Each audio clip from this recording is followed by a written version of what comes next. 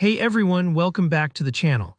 If you're ready to unlock the full potential of your data and take your business reporting skills to new heights, you're in the right place. Today, I'm walking you step by step through how to learn Power BI in 2025. This guide is perfect for beginners and anyone looking to sharpen their analytics edge. By the end of this tutorial, you'll have a strong roadmap for mastering Power BI, so let's dive right in. First things first, start with the basics. Don't rush past this part because a solid foundation really speeds up learning later. Open up Power BI and take some time to explore the interface. Notice where the report view, data view, and model view are located. These are like different rooms in your analytical house. Next, try importing data from a simple Excel file or CSV. Pick something familiar, maybe a sales list or budget tracker. Getting comfortable with importing files is key. You'll use it over and over. If your data doesn't look quite right at first, don't worry, that's totally normal. Power BI gives you ways to fix it later, and we'll get there soon. Once you're settled in, it's time to model your data. This step is often overlooked, but it's absolutely crucial. Imagine data modeling like organizing a giant garage. You're sorting out the right relationships so your reports run smoothly. Learn about concepts like relationships between tables, the star schema structure, and especially why you need a date table. The date table helps unlock time-based analysis, such as trends and year-to-date calculations. Connecting your tables correctly means you can slice and dice your numbers with confidence, minimizing errors later down the line. Next, let's bring your data to life with visuals.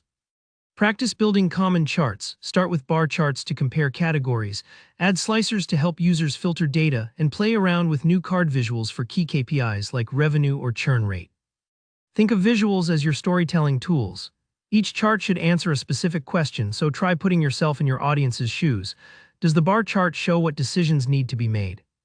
Is your card visual easy to understand at a glance? Don't worry if your first couple of visuals don't look perfect. You'll improve with repetition and feedback. Now let's talk about DAX, the secret sauce behind Power BI calculations. DAX stands for Data Analysis Expressions, and it's like learning the grammar of Power BI's language. Start by creating basic measures such as total sales or percentage growth.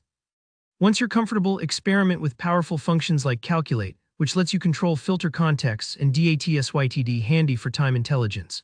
It may seem tricky at first, almost like learning a new dialect, but take it slow, and remember that hints and examples are always a web search away. It's also crucial to master Power Query for data cleaning. This is your ETL or extract, transform, load workspace. Learn how to use the M language to clean messy data, remove duplicates, and transform columns. Power Query is like your data's spa. It ensures everything is clean and ready for analysis.